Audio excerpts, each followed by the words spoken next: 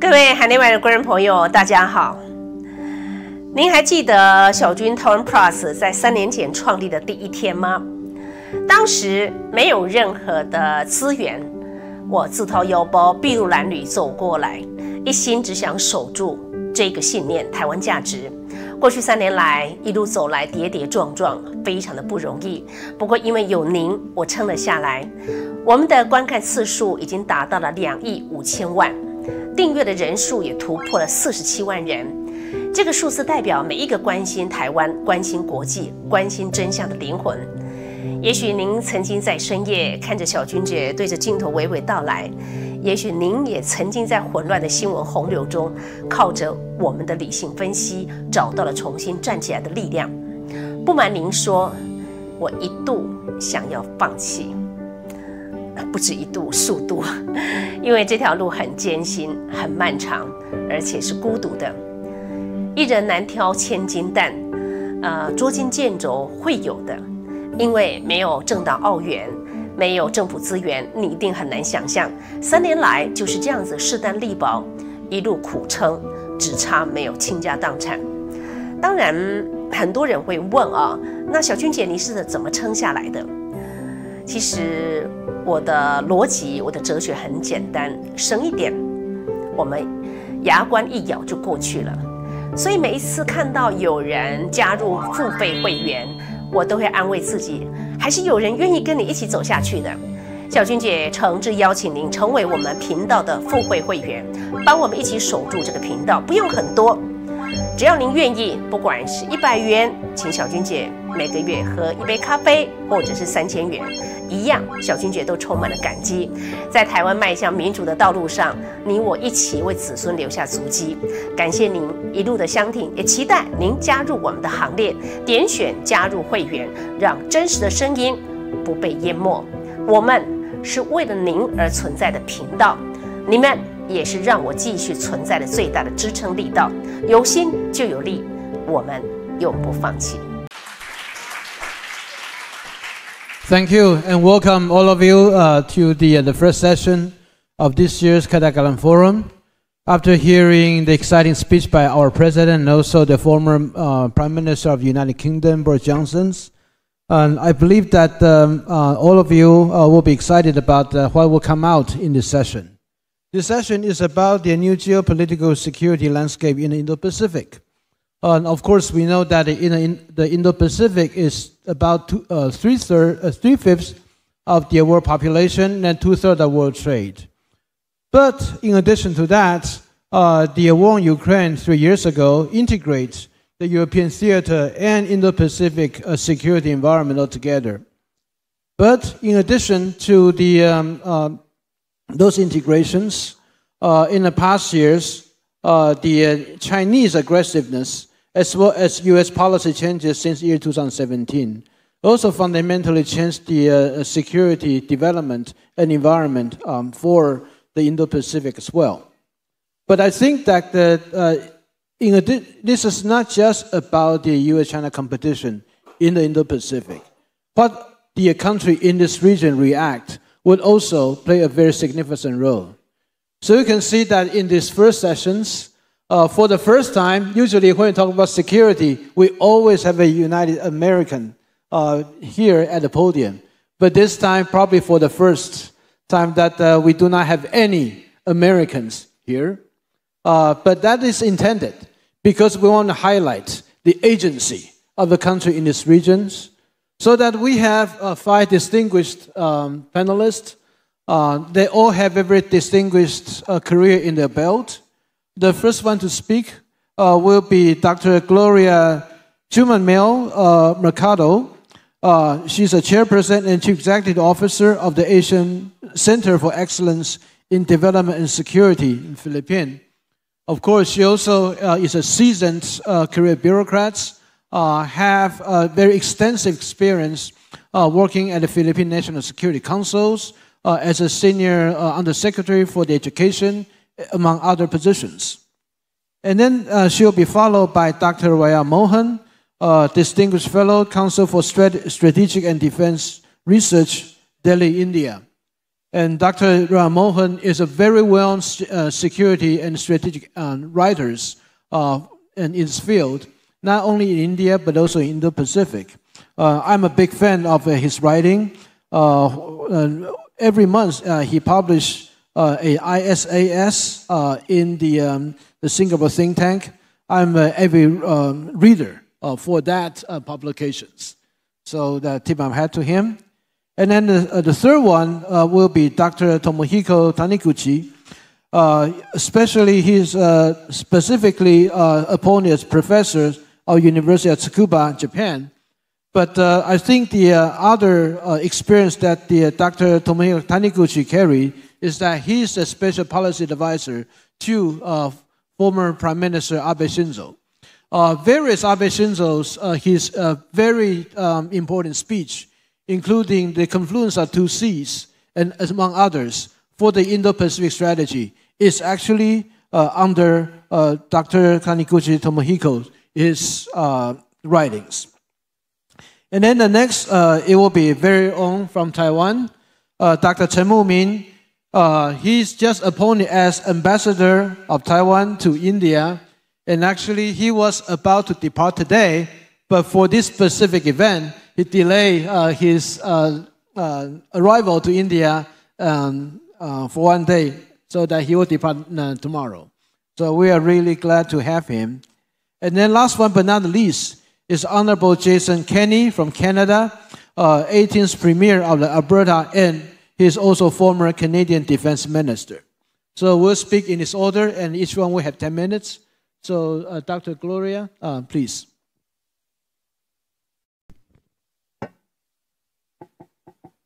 Good morning, Chairman Chen, and thank you for the introduction of everyone here. So distinguished colleagues, esteemed delegates of this forum, and fellow security professionals, I'd like to greet the Chief of Mission of the Manila Economic and Cultural Office, who's also an alumni of the National Defense College. Good morning. It is both an honor and a privilege to speak to you today on the theme of resilience and relevance, two words that capture not just a mindset, but a national imperative for the Philippines. The Indo-Pacific has emerged as the center of the 21st century geopolitics, an expansive and complex region where economic dynamism, military rivalry, and strategic uncertainty collide. As a frontline state, the Philippines finds increasingly at the heart of this contest. With its strategic location astride the South China Sea and the Western Pacific, its democratic credentials, and its security alliances, the Philippines is uniquely positioned to both contribute to and be impacted by the evolving geopolitical and security landscape of the Indo-Pacific. It is transitioning from a loose geographic label to a contested strategic construct. While the term has gained currency among like-minded states, it also highlights a deepening rivalry between the United States and China, alongside the growing assertiveness of middle powers. In the dynamic context, the country faces increasing pressure to define its position, not merely in terms of alignment, but in terms of principle and strategic agency. The Philippines is an active participant, seeking a careful balance between deterrence and diplomacy, sovereignty and cooperation. Geographically, the Philippine maritime domain includes some of the most strategically significant waters in the world. The South China Sea, where the country asserts sovereign rights within its exclusive economic zone, remains an epicenter of regional tension. Our maritime geography, with over 7,600 islands, 36,000 kilometers of coastline, and rich archipelagic sea lanes, is our source of leverage. It sits at the vortex of Indo-Pacific, and our position in the first island chain adjacent to key maritime choke points, makes us a pivotal actor in both strategic deterrence and regional stability. As a frontline state in the region defined by strategic contestation and emerging fault lines, the Philippines is inclined to lead and collaborate. Leadership must be anchored in principled pragmatism, informed foresight, and strategic empathy, values that recognizes the enduring power of geography, the volatility of geopolitics, and the promise of shared security. The Philippines must therefore develop its own comprehensive maritime strategy that integrates diplomacy, security, and blue economy, investing in a maritime infrastructure, enhancing our Coast Guard capabilities, and asserting our rights to sustained legal and diplomatic mechanism will define whether we remain active or proactive. Our security architecture is evolving. The Mutual Defense Treaty, Enhanced Defense Cooperation Agreement, and joint exercises in Belcatan with the United States and allied countries reflect enduring alliances. But what we are building now is not deeper than just interoperability and mutual preparedness, but also strategic resilience. Even with expanded EDCA, it should strengthen also other engagement with countries like Australia, Japan, and South Korea, as it demonstrates a new kind of strategic geometry, a flexible, layered deterrence ecosystem, and transcends binary alignments. We are witnessing emergence of multilateral architectures, the Quad, AUKUS, IPEF, in response to an eroding multilateral order. The evolution demands clarity of purpose and depth of partnership. Amidst this evolving defense architecture, our ASEAN centrality is being tested. The very principles of non-interference and consensus, once diplomatic strength, now risk becoming liabilities. The delayed code of conduct is symptomatic of deeper inertia. If ASEAN is to remain central, it must also be courageous, reforming not to appease, but to assert. In the shifting landscape, UNCLOS must remain our compass. A legal framework and strategic shield, the Philippines must push for regional UNCLOS 2.0 dialogue. This includes creating enforcement mechanism, shared surveillance, and a tribunal that can act on non-compliance. We must also embed UNCLOS education in our legal and diplomatic core and national curriculum. Development is security, and security is development. The Philippines must be a bridge nation, principled, not neutral, sovereign, not submissive. Our foreign policy must be values-driven, issues-based, and unapologetically Filipino. To that end, we propose 5 key paths. Mutual defense agreement like Sea Vision in the Pacific, Partnership for Maritime Domain Awareness,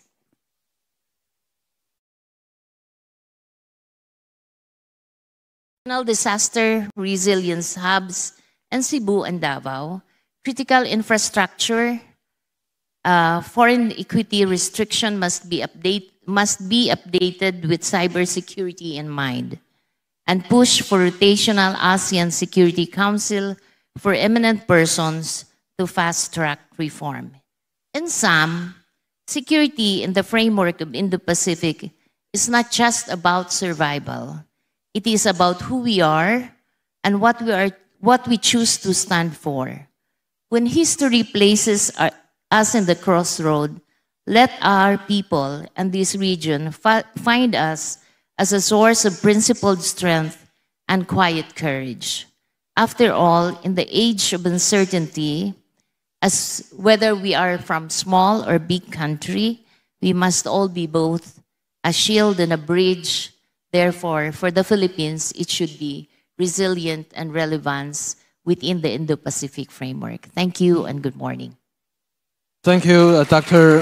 Gloria Mercado, for your statement.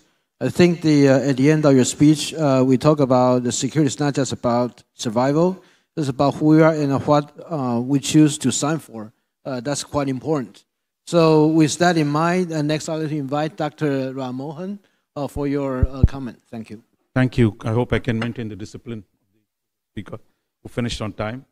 So let me begin by thanking Prospect Foundation for inviting me for this important meeting.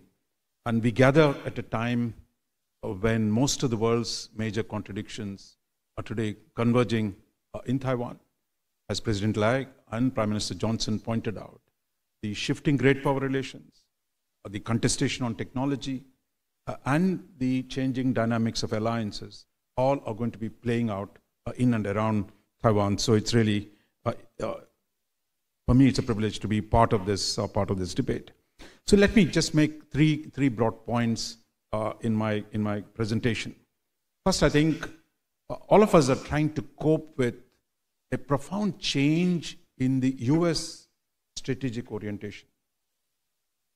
For nearly 3 decades, I mean, at least since the Bush administration, the second Bush administration, there was a certain direction of US policy towards Asia, moving incrementally towards seeking more balance and more security in Asia, and a willingness to deal with China on the basis of reality that we've been used to, whether you called it pivot to Asia, whether you called it Indo-Pacific, but the direction was one of clarity in terms of how US was going to behave.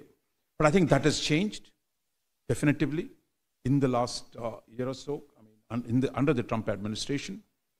Now, Trump 1 actually was the one that reinvented the Indo-Pacific, invented the Quad, and set a foundation for actually dealing with the balance of power in Asia on a pragmatic terms. But at this point, we're not really clear how that is going to play out. So I think for this, we got to recognize that the US domestic politics on trade alliances has fundamentally changed. So it is not something we can control. It is something we have to deal with because there's no way we can alter the domestic dynamics within the US. And I think those of us out in Asia will have to find ways of managing the consequences rather than merely complaining or objecting to what the US is doing, which also means we need to pay a lot more attention to the US domestic politics and how on trade, alliances and technology are going to play out in the coming years. The second, I think, is the idea that, look, all of us know as realists, there can be no balance of power in Asia without American military presence. The question is, that is, how do we keep America in order to ensure that the Asian balance of power remains reasonably stable? And I think here, the answer to that is that we need to do more in order for the arguments about allies being free riders, or that the US taxpayer is not going to forever pay the burden of American defense. And I think that point resonates in the US domestic politics. Therefore, for us, we need to devise strategies that will help deal with this problem. And I think that is a central question. Same on trade, that the US, now we are told by the Trump administration officials, the US was willing to be a sink for global exports in the Cold War. But today it is saying it's not going to be. And in fact, it's using its dependence, the rest of the world's dependence on American market to force the changing the terms of trade. That again is a reality. And I think the challenge for us is how do we adapt to this new dynamic that has emerged in the United States. So I think this is both on trade and defense and on alliances. We are in a new domain that needs to be done. What we've seen in the last few weeks, both Europe and Asia on the trade question have sought to accommodate the American demands on changing dealing with the new tariff structure. But I think we're just at the beginning of this process, because the costs of readjusting to an American market that's going to charge more for the exports of Asia, on which we've been dependent for so long, will be hard, will have domestic economic and political consequences. So I don't think we should underestimate the consequences of what Trump is doing, of restructuring, of rearranging the global trading order. So I think this is going to be a huge challenge for most of us, because when it comes to we got used to a type of America which is open to taking our exports, to one of dealing with the US, which is demanding a lot more in return for accepting the rest of the world's imports. So this, my sense is going to be quite significant, because how we deal with it will have domestic consequences. The third aspect, I would say, is on the question of alliances. Now, those of you who've been in Shangri-La dialogue, we saw the US now talk about moving from even 2%, 3%, 3.5%. Now, this notion that countries of Asia can simply adapt to these new demands of defense budgeting internally is, again, raising money is about taxation. And taxation is always a painful process in domestic politics of most democracies. So therefore, to meet the US demands in terms of a higher defense expenditure, while nobody is going to challenge the argument, we see the problems of actually dealing with it are going to grow. So therefore, for us, I think simply accommodating American demands is going to be problematic for most countries, including the closest partners of Japan, like Japan, who have actually tried to raise the defense expenditure in the last few years. And most Asian countries have raised this, but I think the kind of scale and the demand that is being set is going to be pretty hard to manage. Therefore, where do we go from here? My own sense is at least two things must stand out. One, we need to do more with ourselves. That is, while we need to keep America in, we also need to do more with each other within the region. So that's partly doing more ourselves at the national level, and doing more with each other will help create conditions for keeping America in on a new set of terms.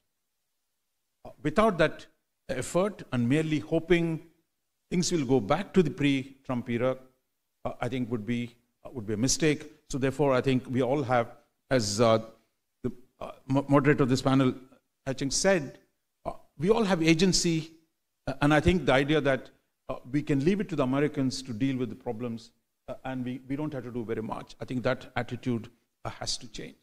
The second, I think, challenge we have to deal with is, given the massive asymmetry in power between China and the EU and China's neighbors in Asia, that asymmetry is not going to disappear. The scale and intensity of the Chinese military power, which in turn means we have to develop asymmetric strategies of our own in the military domain. How do we develop capabilities, technologies that actually can counter a Chinese brute supremacy that exists? And that, I think, is very, very important for us. I think this is a conversation. I think it's not going to be done overnight, but all of us in different ways will have to configure ways of actually dealing with this asymmetry of the Chinese dominance by asymmetric strategies of our own. And history of international warfare is replete with examples of asymmetric warfare. So the most powerful guy doesn't always win, provided the weaker party has interesting solutions to the problem. And finally, I would say that since we can't change American politics, we must wait out to see how this plays out, which means actually we need to engage a lot more with American domestic politics, dealing with different constituencies. America by design is not for consensus. There are multiple actors, multiple forces. How these play out in the next year or two remains to be seen. Therefore, I think for us, important to focus on greater engagement with the US domestic politics and its different institutions, because there are new actors, new elites that have come to the fore in the US. Getting to know them better and engaging them over the longer term is very, very important. Finally, I would say the contradictions between China and the US are not going to disappear. How much the current policies might be, that contradiction is not going to disappear. So is the contradiction between China and its neighbors. An assertive China has consequences for its neighbors. Unless something big happens within China, that tension between China's assertiveness and its neighbors is going to be inevitable. And I think these two contradictions between China and the United States, between China and its neighbors, is not going to disappear. The question is, how do we prepare to deal with the next phase in the evolution of these two contradictions? I'll stop here, Chairman. Thank you, Dr. Mohan, for your statement. I think that you particularly highlight about the reason why the current U.S. policy toward other nations in terms of tariff, because there are the fundamental economic readjustment that needs to be made. So we appreciate for that important highlights. So next, I'd like to invite Dr. Taniguchi, Tomiko Taniguchi, for your comments. Yeah. We are with you, Boris Johnson told us, with his uncombed hair, permanent public boy style. It's hard to dislike him. July 8th, 3 years ago, 2022, Prime Minister Abe got shot and died. The next plan that he had was to come to this country, Taiwan.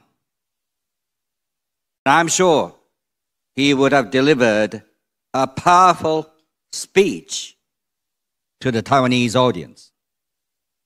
And I would have written that speech. Had he delivered a speech, he would have said very much similar to what Boris Johnson just told us a moment ago. That we are with you, the Japanese are with you. But he would have said it differently. We must be with you. We will have to be with you. The Japanese will continue to have to be with you. It is inevitable. Why? Because never before has the security of Taiwan so closely linked to that of Japan. Never before have the waters in the South China Sea, East China Sea, around Japan, been this much contested. And the next 10, 15 years will be a very much important window, space of time in which there must be heightened cooperation, collaboration among like-minded democratic nations. Three of us are very much important: the Philippines, India, and Japan. I echo Dr. Rajamohan has just said. There must be intensified coordinations among democratic maritime nations. I can share some of the positive developments that I see of late. One, Indo-Filipino naval collaboration. That's just hit today's newspaper headlines. Also today, I hear something very much positive. For the first time ever, the Japanese naval boat, I think, is going to be adopted by a Royal Australian Navy. That is going to seal the quasi-alliance that's been taking place for some time between Canberra and Tokyo. To confront the behemoth next door hurts. It is painful, which is why there must be constant dialogues, constant collaborations, and even more military-to-military collaborations among those nations. Dr. Raja Mohan also said that it is imperative for all of us to maintain the presence of the US military forces. May I tell you, the most important key player to make it happen is your northern neighbor. That's Japan. Because Japan hosts, as you all know, the biggest military footprint of the United States outside its mainland. If you lose Taiwan, the United States will automatically lose almost everything. From Misawa up north, which is an Air Force base, Yokosuka, that is the biggest naval port, that home ports one of the biggest aircraft carrier battle force, Sasebo and Kadena, Okinawa. Forces stationed in those places will lose strategic value if you lose Taiwan's territorial waters and airspace. So, the late Prime Minister Abe, before he passed away, mentioned a number of times, crisis in Taiwan automatically invites Japan and the United States to get engaged, and we must be prepared for that. 10 years ago, the Japanese government under Abe enacted a law without massive oppositions from the protesters, which enabled the country, Japan, for the first time to work as a unit, cohesive unit with its alliance partners, notably the United States, thinking that when the United States will get engaged, the Japanese will have to be there side by side.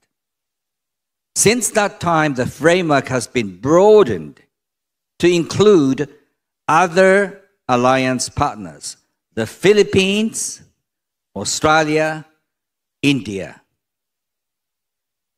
Such is a framework that's been in place, and we've got to continue to invest in that framework by, once again, working together all the time for the next 10, 15 years.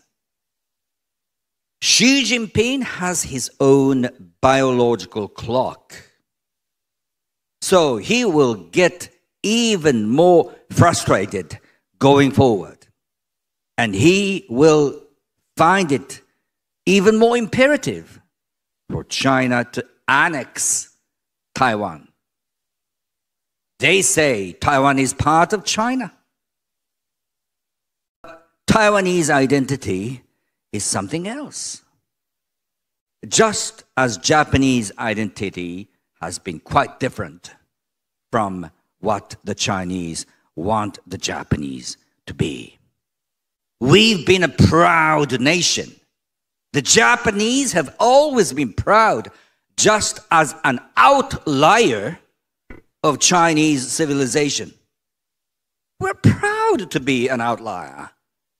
And I think the same thing can be made, to a lesser degree perhaps, about Taiwan. Now, one final note. In 2 weeks' time, 3 weeks' time, Tokyo is going to host HMS Prince of Wales and its strike force. That's one of the 2 newly commissioned modern aircraft carriers, and the British government has made it clear that the dispatch of the squadron is going to be regularized. In such a way, we could send a continued powerful signal to Beijing, and we must, that your so-called Chinese dream will cost a lot. Thank you. Thank you, Dr. Taniguchi, for your statement. I think that when you mentioned about the former Prime Minister Abe Shinzo, his speech, all of us vividly remember exactly 4 years ago, December, the Prime Minister Abe Shinzo, he talks about Taiwan rise up. So that still reckon and resonate with a lot of people here. So thank you for your comments. And then next, I'd like to invite Ambassador Chen Mumin for your comments. Thank you. Thank you. Thank you for having me here today. We know Kadakalan Forum is the biggest conference in Taiwan, talking about security and strategic issues. And this is the 9th year. I also have the honor to attend most of forums in the past years. One of the biggest topic every year that particularly in the first session, when we talk about the regional security strategic development, the biggest issue is China. From the first time to today, it's always about China. And I believe of course, all the audience here today are experts on security issues of the region. And some of you, probably this is your first time come to Taiwan. And you're probably curious how Taiwan think about China. Yeah. I would say that in the past decades, we've been watching the development of China, particularly since China's economic reform of early 1980s. It was a tremendous success. And Taiwan began having trade and exchanges with China since the 1990s. And Taiwan also benefit a lot. Even today, the trade and also people-to-people exchanges between both sides still there. But the biggest change of China, I think, this is my personal view, is that when Xi Jinping came to power, 2012, and then in next few years, he shows more ambition and now become like a national goal that earlier, for Chinese leaders and also for the Chinese society, they think that unification, it is possible, but they can wait. But after Xi Jinping became the leader, he changed the whole course. And in Taiwan, we began to hear this term, forceful unification. So what we saw around Taiwan, this military exercise around Taiwan, and all these diplomatic or military pressure on Taiwan, is because of the whole idea that China right now is thinking they might force Taiwan into submission with the military, or in a more forceful ways. So this is what I call a Taiwan challenge. And of course, we know that Taiwan is a young democracy, and Taiwan is also a very successful technology island. We make great contribution to the world economy and also technology innovations. But because of this challenge, from our neighbor, so we always have to think about how to make Taiwan safe, how to protect our dignity, and how to by preserving the security of the Taiwan Strait, that we could make contribution to the region. But in Taiwan, we also have problems that probably make it difficult for us to make Taiwan a very strong and a solid entity. Because not everyone in Taiwan believe that we should have a very strong position on China. Even today, both sides, Taiwan and China, we still have a direct flight, 300 flights per week. And last year, we still have about 3 million of people between both sides visits. And so when the government of Taiwan, when the society of Taiwan was thinking that how to defend ourselves and how we can prevent that the penetration of these Chinese authoritarian ideas into Taiwanese society. And because of the intensive exchanges between both sides, make it extremely difficult. So for any government on Taiwan to protect our dignity, it's a big, big challenge. That how you can, convince the people that what we are doing right now is important, and what we could do to enhance our military capability, to improve our society resilience is critical. It's very, very important, but also difficult to convince all the people. But fortunately, I think that the external environment also changes in the past few years. The countries, some of our neighbors, including Japan, and also in the past 2-3 years, we could also see the Philippines. They also share more concerns about Taiwan security.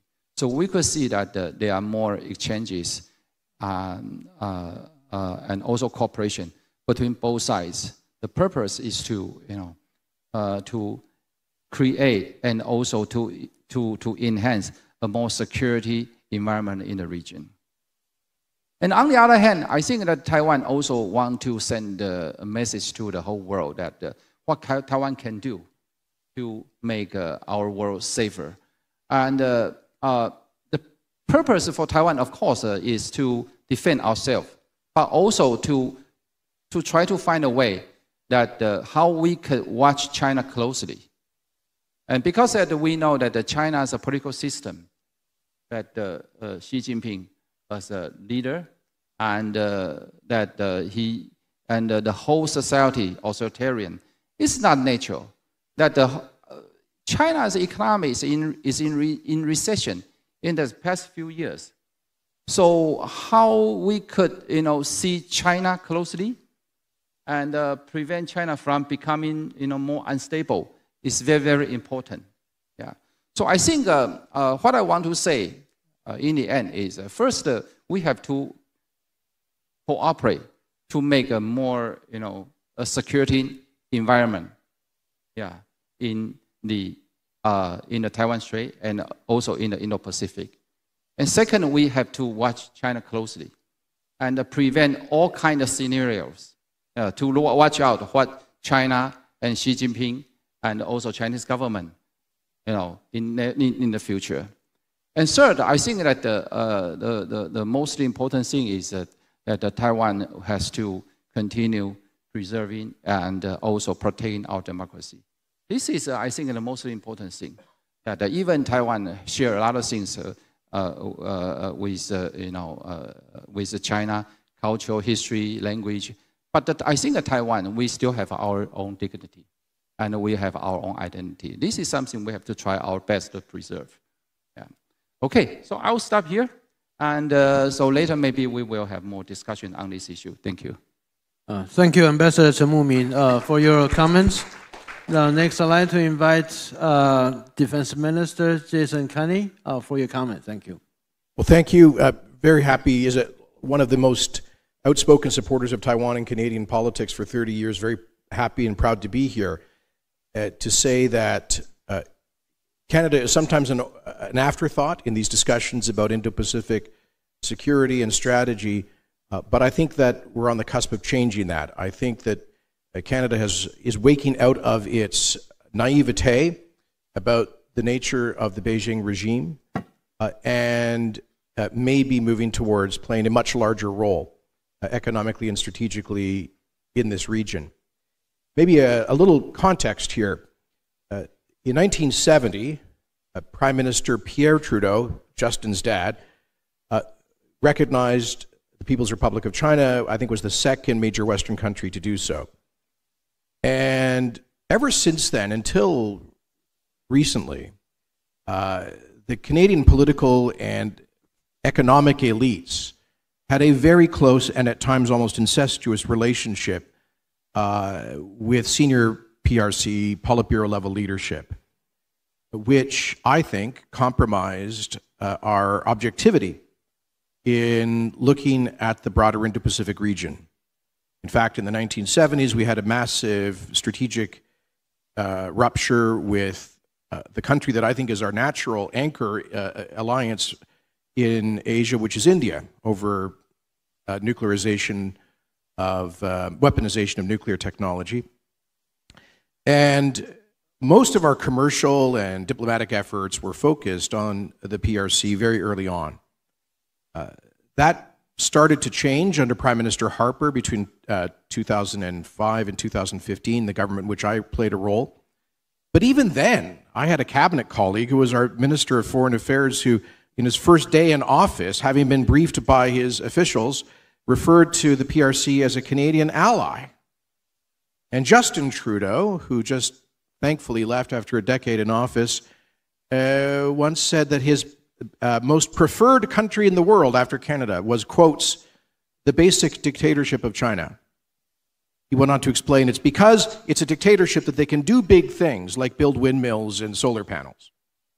So that kind of, I don't know, naivete and cynicism, the same, a strange toxic combination of naivete and cynicism, led to a kind of blindness about the stakes that Taiwan, Japan, Philippines, and other countries in this region are facing, given Xi's increasing aggression, his aggressive posture. But things have begun to change. You know, I think first of all, I attribute the change to Trump in his first administration, his disruption of the post-WTO accession consensus around the notion that China had to be the center of global trade. And I think Trump basically, he said the emperor had no clothes, and forced a rethink across the developed West about the failure of our shared efforts to get a balanced trading relationship and strategic relationship with China. So I think that opened up the floodgates for a lot of the skeptics to speak more loudly. Secondly, it became, when that started, when that reflection began, people saw that Canada, like the United States, like I think Europe, have been huge losers in the post-WTO accession China trade relationship, thanks in part to grossly deliberate, unfair trading practices, currency manipulation, industrial espionage, copyright violation, the total lack of judicial recourse in China, etc. And so that began to change the debate in Canada. Thirdly, we had a series of leaks from our security and intelligence agencies about very serious and aggressive PRC efforts to destabilize and interfere in Canadian domestic politics. Most of this obviously done through the United Front Work Department. Like in Australia and some other countries, they've actually set up de facto police stations in Canada to police the mainland diaspora population, which is growing in size. And many of the mainland diaspora organizations in Canada have been under huge influence, funding pressure, etc., and intimidation tactics to become defenders of the agenda of the PRC. And this has created a huge scandal in Canada, led to a judicial inquiry, and we are still feeling the consequences. Then, you may recall that that Canada, based on a U.S. Extradition application, detained Madame Meng, who is the daughter of the CEO of Huawei, which led to a huge diplomatic fight with the PRC, including the indefinite, the detention for, I think it was 3 years, of a Canadian diplomat, Canadian citizen. Many other Canadian citizens have basically been imprisoned in China, we think, arbitrarily, and many other things. Of course, Canada has actually suffered more deaths per capita than the United States as a result of the fentanyl crisis, almost all of the constituent elements of which have been produced in and shipped out of the PRC. So all of that has meant that the same political and commercial elites who were the amen corner for the PRC have lost face and have now been marginalized, and there is a new consensus. And I'm pleased to say that in some modest but meaningful ways, that's been expressed in Canada, greater cooperation, technical and other cooperation with Taiwan. I'm very proud as a former defense minister and the son of a former Canadian Navy officer to say the Royal Canadian Navy has now deployed destroyers to do several voyages through the Taiwan Strait, some of them unescorted, and there is growing technical cooperation to come in security areas. Now, as I intimated, normally there have been huge efforts to kind of pivot to India as a natural kind of new anchor for Canadian relations in the region, not to diminish our important relations with Japan, Philippines, and other countries. But that too has been complicated, as Monji knows, because of matters that we hope to get past soon, with Prime Minister Carney having invited Narendra Modi to the G7 summit in Alberta. Let me say that you're going to see Canada playing a larger role in defense. Now, Trump has been a hugely, as Mohanji articulated, the ways in which Trump has been such a game-changing figure in the strategic context. That is very true for Canada. I come from the Conservative Party, which had a 25% point lead in the polls for election this March, which we ended up losing because of President Trump's threats to annex Canada, if you can believe. We don't quite take those quite as seriously as President Xi's threats to annex Taiwan, but they were very disruptive nevertheless, and he seems to have focused on Canada as, for some reason, as a particular target in his new trade arrangements. So for my friends here who are all facing, I think, 25% tariffs, don't feel too bad. We have a 35% tariff from the US. But one of the advantages of this Trump disruptiveness has been forcing Canada to finally get serious about national security. We played a hugely oversized role in the first two world wars. We exited the Second War with one of the largest militaries in the world, and we carried 1/5 of the burden on D-Day. But we have taken far more than our share of the post-Cold War peace dividend. But thanks in part to the pressure from Trump, we are finally moving our defense expenditure from 1.3 to 2% of GDP, and with a commitment to go to 5%. Part of that involves a huge rebuild of the Canadian military, 60 new destroyers being built. We're probably on the cusp of an order for 12 new modern submarines, and much more to come. And the Canadian defense strategy and our Indo-Pacific strategy underscore Indo-Pacific security, the security of the global shipping lines in this region, and the Canadian Indo-Pacific strategy actually mentions Taiwan in a positive light in several instances. And so, and then finally, let me say that we're never going to be a military superpower, but we are a superpower in energy and natural resources. We have the third largest oil reserves in the world, the third largest natural gas reserves, the second largest uranium deposits, by far the largest potash and therefore fertilizer deposits, and we have the entire spectrum of rare earth and critical minerals. Now, we have had very serious challenges at developing a lot of those resources and getting them to market, which is kind of like the central domestic political issue in Canada right now. But I think Prime Minister Carney, who comes from a different party than me, is going to break through those barriers through rapid and dramatic deregulation. And if that happens, we can be an alternative source for the United States, for Australia, for our Indo-Pacific partners on critical minerals and on energy. Finally, Professor, you asked us to comment on whether domestic politics is affecting any of these things. And I would say, coming back to the malignant work of the PRC's agents in Canada, that the efforts to pivot away from a Canadian policy focused on Beijing are complicated by their interference in our domestic politics.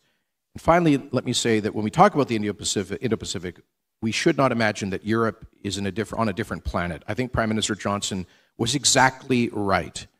And I believe that the single most powerful thing that that Western countries can do to preclude Chinese aggression in this region is to demonstrate that Putin's aggression in Ukraine will not succeed. Thank you. Thank you very much for your comment, Honorable Jason Kenney. And then now we open to the Q&A. So if you have questions, please raise your hand so that I can identify you. And please, when you ask questions, please identify yourself as well as who you want them to answer. Okay? And before we begin, I'd like to lay out my question first. This issue is about how you're going to see your personal assessment about the Chinese actions. We do know that the Chinese economy in the past, after the COVID, is actually going down. And it's continued to decline. We do not see any sign of showing the vitalities coming back soon. But also, on top of that, is about the top leadership, political leadership, as well as military leadership, the continued purging of those. Some people suggest that there probably something is coming within China. But let's talk about how each of your countries are feeling about the Chinese action toward yours, whether those developments has affected their action toward yours, and how your country assess, also react to the possible development within China. I do know that the Ambassador Chen Muming already put your assessment regarding China. So I'm just laid out this question to an offer of from the Philippines, India, Japan, and Canada. Yeah. Thank you. I'm not going to respond to the question focused on China alone, but I see three great things that are forthcoming in the horizon. One is the possible change in Chinese leadership. Second is, should there be an aggressive move for Taiwan? And third is the forthcoming election of the Philippines in 2028.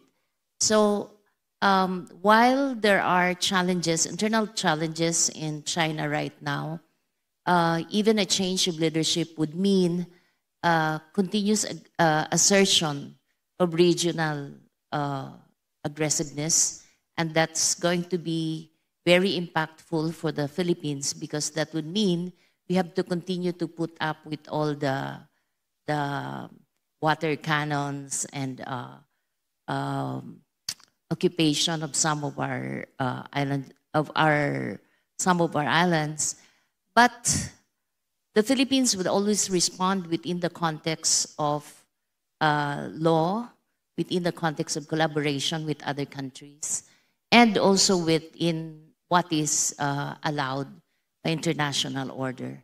Second is that we cannot be just a bystander in the event that China would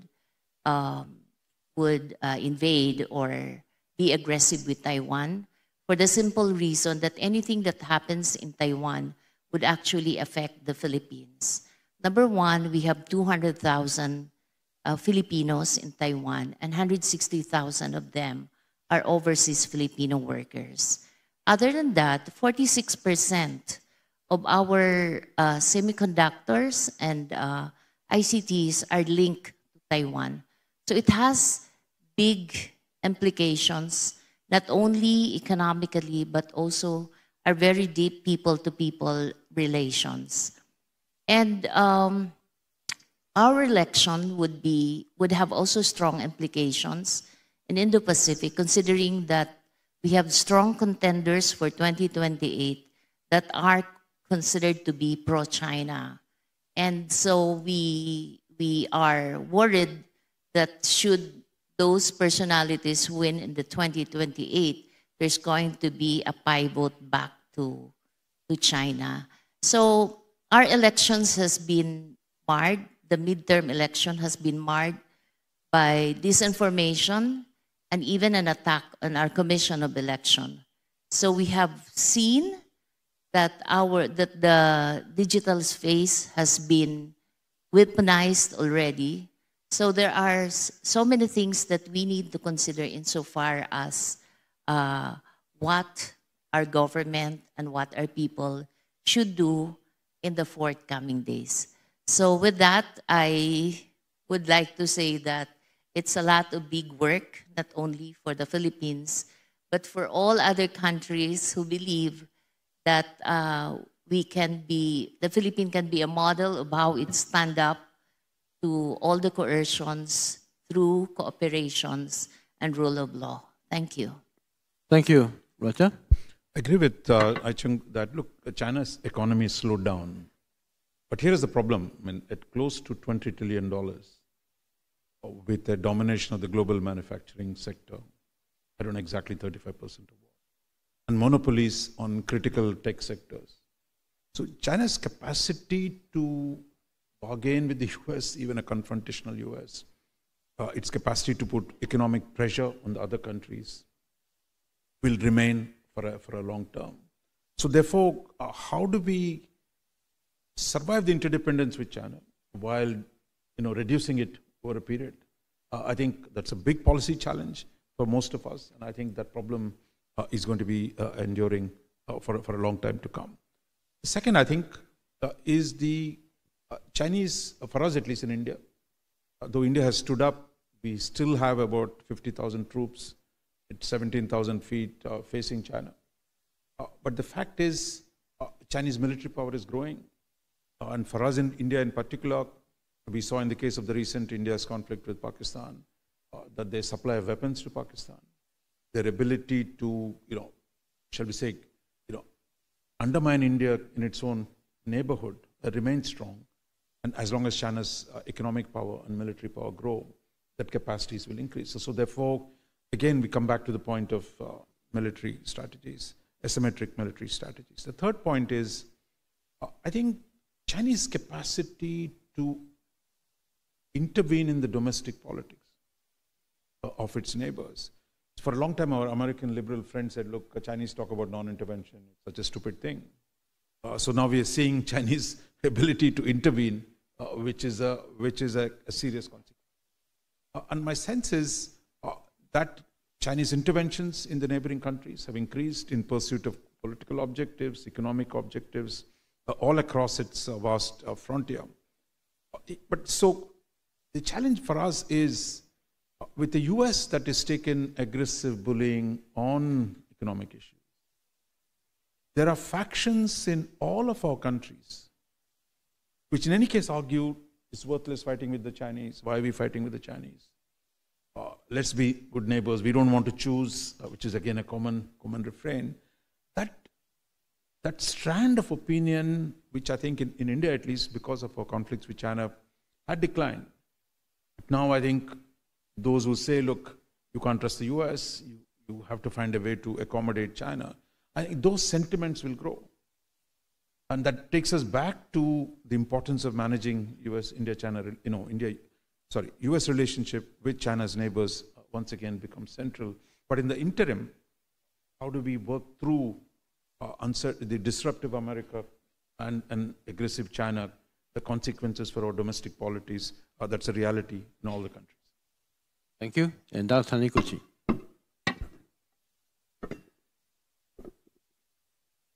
I will not say much.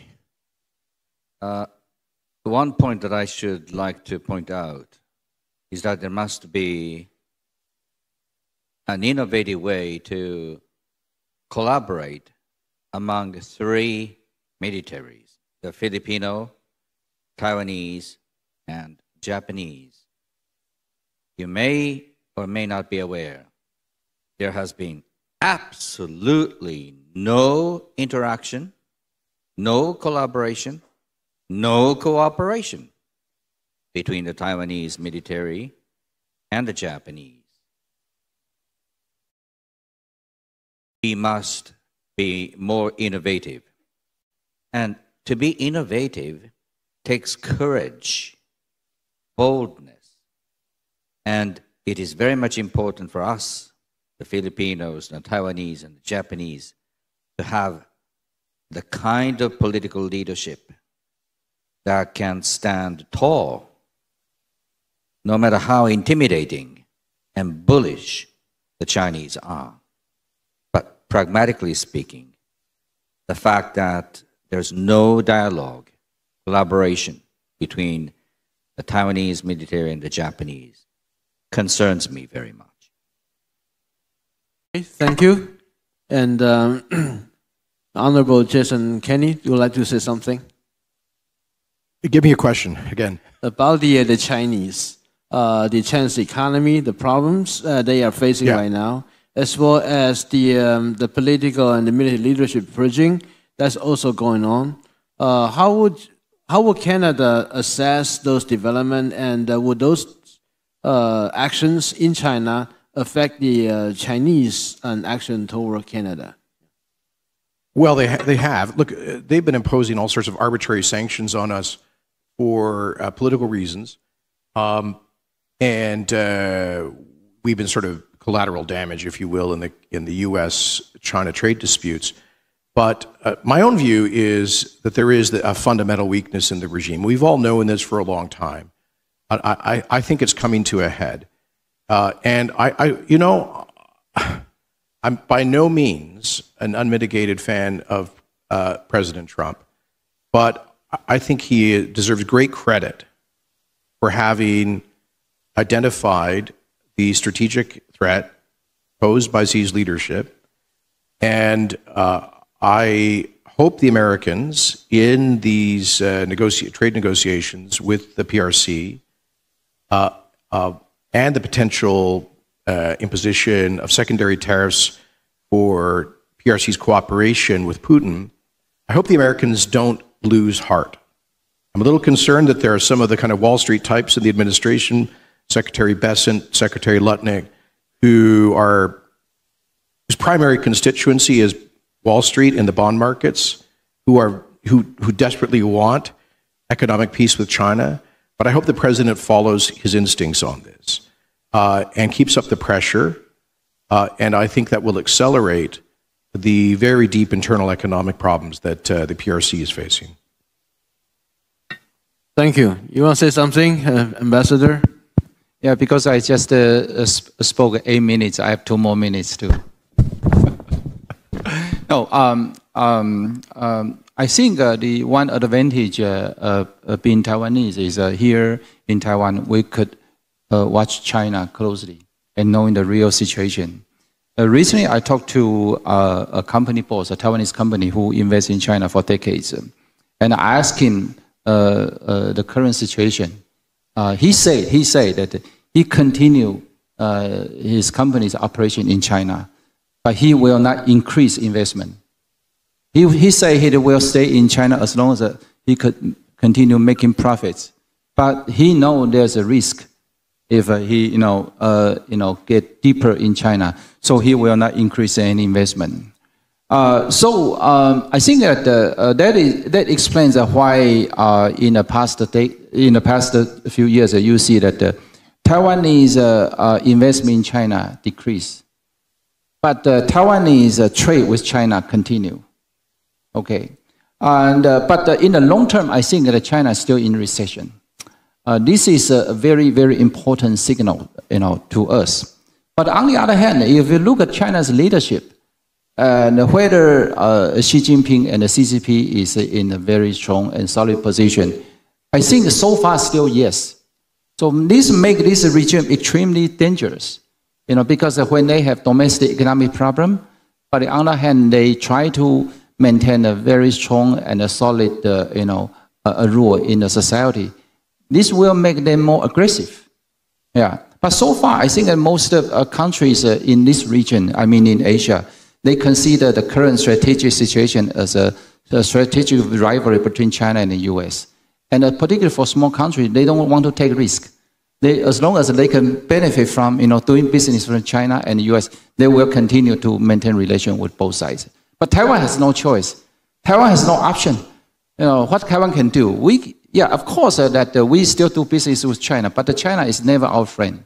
Yeah, and the US, we know that this current situation. That is why I didn't say earlier, but right now I want to say I hope that particular countries like India could play a more important role, in enhancing security situation in the region. Of course, Japan already do, yeah, but the other big powers, particularly India, I think is important.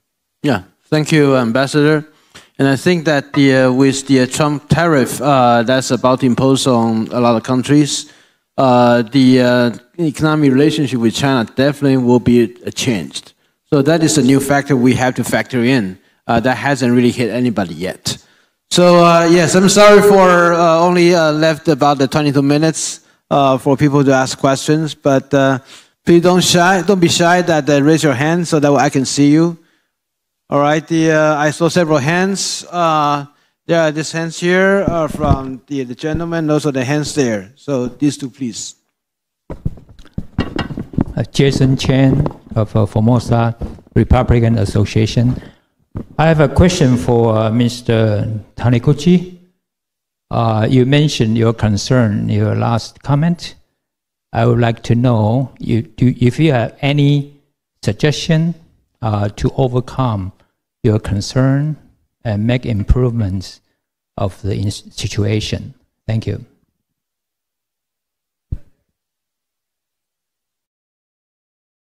Thank you, moderator. This is Domingo Yang from NDSR. I have a question for Professor Taniguchi. Thank you, sir, for your wonderful remarks.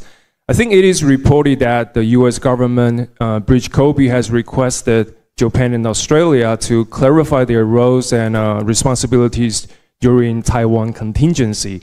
I wonder what is your observations about what are the more constructive ways for the middle powers in this region to really talk about this question of contingency planning and to really push forward this agenda by bringing Taiwan's participation.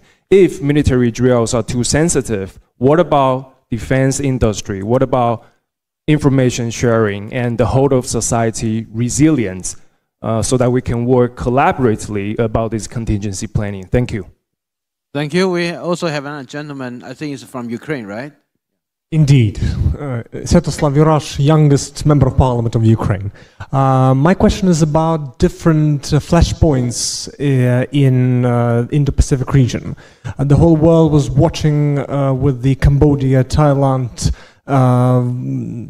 border conflict in recent weeks, but I'm very keen to hear your opinions about other potential flashpoints. As we have seen, for example, the Korean question, and we've seen North Korean soldiers deployed in the Russian effort to take over our country. We know of countless civil wars that are spilling from Myanmar into different countries all around it. We are the situation with the Philippines and constant encroachment by China on the territories they claim in South China Sea.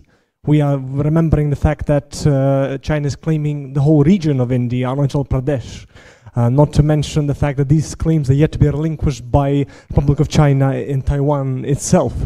So I'm very keen to hear your opinions on other flashpoints in the Indo-Pacific region and what can be that trigger for the region as well as the Chinese invasion of Taiwan.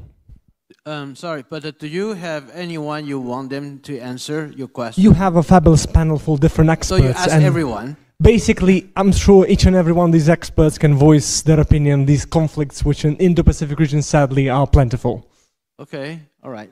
Thank you. And also, by the way, welcome our Ukrainian friends here. Thank you very much. We are most honored to be here. All right, right now we have 3 questions.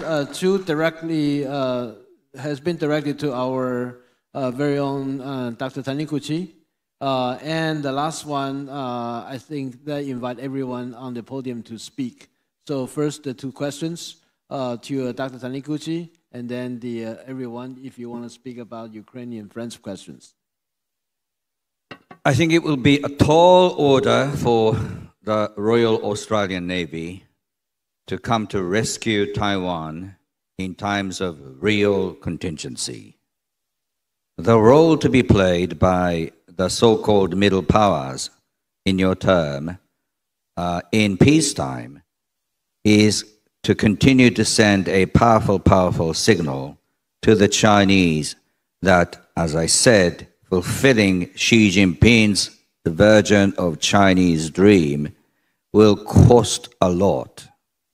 And in that sense, the engagement of India and engagement of the UK and others will also be very much important.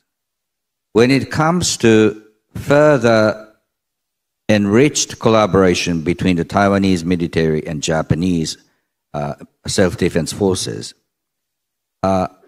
one thing that Taiwanese and Japanese share together is this US military presence.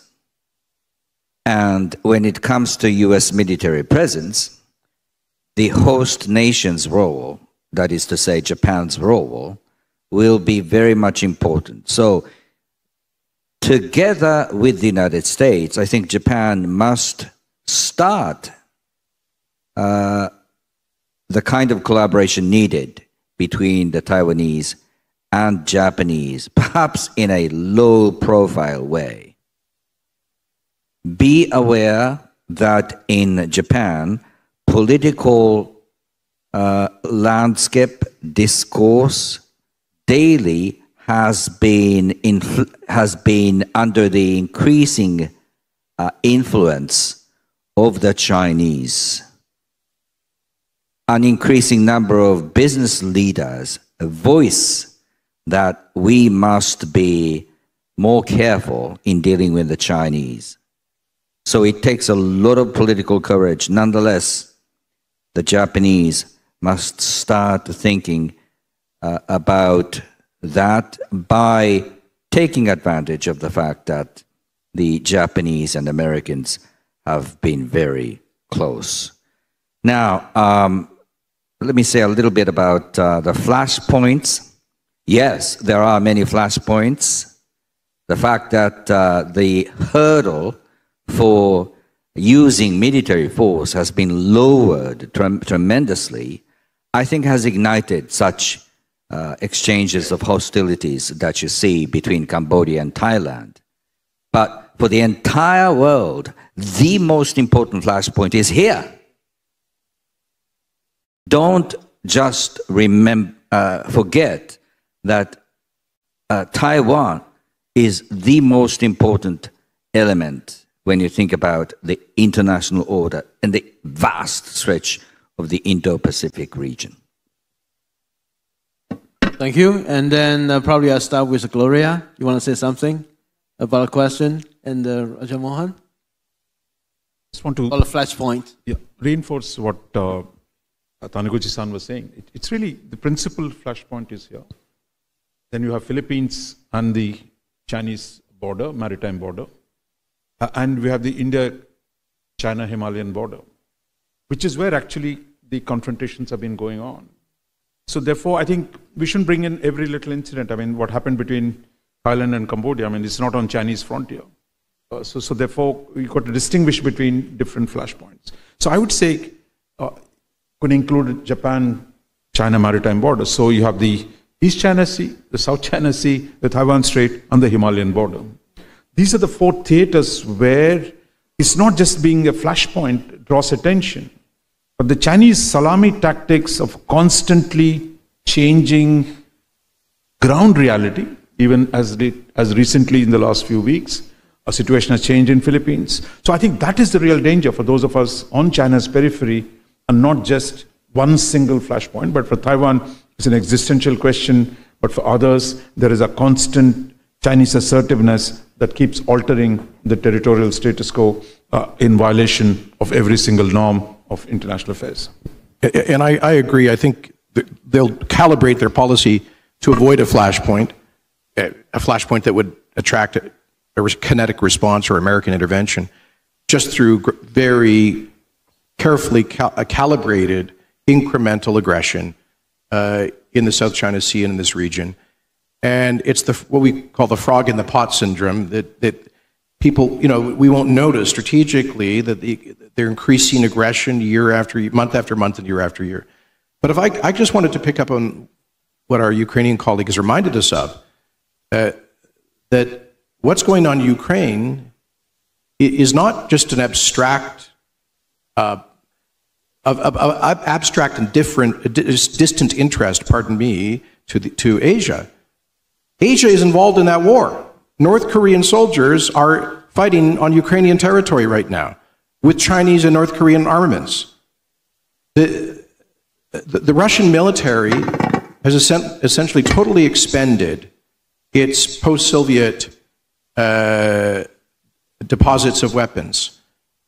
And yes, they've stood up a new war economy that's producing a lot of equipment, but they could not sustain the war in Ukraine without the logistical and munitions support that they're getting, enormous support from 2 Asian countries. So I think that it's time for NATO and Western countries to realize that Asia is involved, 2 Asian countries are involved in invading a peaceful European country right now, and that demands an appropriate response. Thank you. My view is that actually 3 Asian countries involved. China provides everything, including the military hardware in Ukraine, on the war in Ukraine. So yes, China is not a single specters there. And then we have another round of questions. Please raise your hand if you like. Yeah, the first one here, and also there will be another one. Okay, yeah. Hello, everyone. I'm Dominic Yang from the University of Missouri in the United States. I work in the history department. Great panel. I have a question for all the panelists. Now, maybe this issue will be discussed in the afternoon, but I would like to hear from every one of you if it's possible. Now, you guys talk about that there needs to be more collaboration amongst the maritime democracies. Now, the issue I'm talking about is actually domestic issue, social media, Chinese infiltration, because I think for me, that's the most important, because we're all democracies, and in comparison to an authoritarian regime, we have our particular vulnerability is really the power of that authoritarian regime to shape our public opinion. And for us to actually work together militarily and strategically on military front, we need the support of majority of our citizens. So my question is that, is there any talk about collaboration in terms of experience of how each and every country actually deal with this threat? I know, we all have different history, we all have different culture, and language-wise, the Chinese will influence us differently. I just want to hear from the panelists about this. So that's my question. Thank you very much. All right, thank you. And then with the dignitaries here. Thank you. I'm Anjanette. I'm the ambassador of the Republic of the Marshall Islands. It's truly a pleasure to be here this morning. And my question is to Dr. Tomahiko. And I want to get your thoughts on what you think the role, what your thoughts are on the trend that we're seeing in the Pacific with the increased influence of China, and what that means in terms of security for the Indo-Pacific region.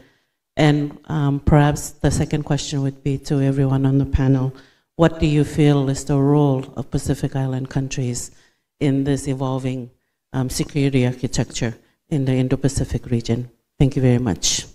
Thank you, Ambassador. I think that's also the question Taiwan would like to pose to our audience and the panelists. So who would like to go first? Gloria, do you like to? I think it's about the social media, interference campaign by China and how you're going to deal with it, if I do not understand it. Okay, I understand correctly, so. Countries that has been barraged by all the disinformation. It's actually starting to be very, very daunting for the Filipinos to be reading through all the disinformation about our president, the first family, or even some in the legislature and the bureaucracy as well. In fact, Congress tried to legislate the issues of disinformation, but it's something, it's like fighting against a very informal group, but very powerful. So what we're currently doing is really to educate our people. It's that disinformation is something that is in our midst already. And as I said, the last election, the midterm election of the Philippines was one wherein disinformation was really massive, and that's why we came up with the conclusion that it's something that the digital space has been weaponized already on that note. We are doing a lot in terms of education in our country on how news should be carried in the airspace, but social media is one of the area that is so difficult to control. I think I'd love to hear from other similarly situated countries on how they are actually dealing with disinformation on social media.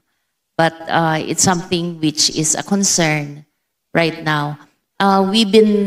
There's a joint research of different universities on the influence of the United Front in different parts of different sectors of the Philippines. We're looking at media, education, congressmen, senators, or even members of the bureaucracy. It's on process, but I'm not at liberty to discuss it at this moment. Thank you. Thank you. Jason, he just raised his hand. Yeah. So, Ron, I'll say, after Jason. Okay. So I just wanted to underscore that in the G7, there is and has been for, I think, 5 years, a rapid response mechanism on disinformation, which contacts of mine in the intelligence communities describe as actually being very effective. And there's also a working group within the Five Eyes, which is the intelligence platform of Canada, the United States, the UK, Australia, and New Zealand, to deal with disinformation. So perhaps we need those well-resourced and sophisticated organizations to do more information sharing with like-minded countries. I can tell you in Canada, it's a very serious problem. I alluded to this earlier. In the 2022 Canadian federal election, we had there were probably something like 8 or 10 federal constituencies, districts, where the outcome was with very large ethnic Chinese, largely mainland Chinese populations, where the result was probably changed from one party to another because of massive PRC disinformation efforts. And some of it is so far under the radar screen, you can't really rebut it or block it. A lot of it is just running on WeChat. They would just release content on WeChat discussion groups that would just spread like wildfire with no sourced or credible information. And once it's out there being replicated over and over again, it's just about impossible to regulate. So this is something that I caution other countries to be very mindful of. Briefly on the Pacific Island states, I think when we think of them as island states, it's very easy to forget these are very large ocean states, extraordinary, exclusive economic zones, and whole range of areas to deal with. So when we talk about the big geopolitics, I think it's often easy to forget about the Pacific Island states. But I believe they're a critical node in the current contestation between US and China. China's reach has grown. If they can operate in Latin America, I don't see why they won't operate in the Pacific Islands. So I think the presence has grown. The response, I think, of the democracies has to be able to take the concerns of the Pacific Island states seriously. That now with the US aid is shut down. I think when we talked about coordination by Tomohiko-san, I think we need the region's middle powers to come together to respond to the developmental needs of the island states is one key priority. Second, I think, is the climate change and its impact on the resilience of these states. There, with Trump now pulling out of climate change again, we need to do more within the region on the question of climate change. on the question of resilience to deal with climate disasters, that I think should be a high priority for the regional powers. Thank you. And Professor Taniguchi. I think there must be a reward structure that would benefit those countries that maintain diplomatic relations with Taiwan in the Pacific, in the Caribbean, and so on. And that structure must be built by not only the United States, but also Japan and others, by the collaboration of those nations. And that reminds me of what the Japanese government has long done to put together, to invite all island nations, Pacific island nations, to come to Japan for a regularized summit meeting. But I think now is the time for Japan to be more selective, distinguishing those nations that maintain ties with Taiwan from others. And this is the time when the all-encompassing ideas are being questioned. For instance, ASEAN centrality.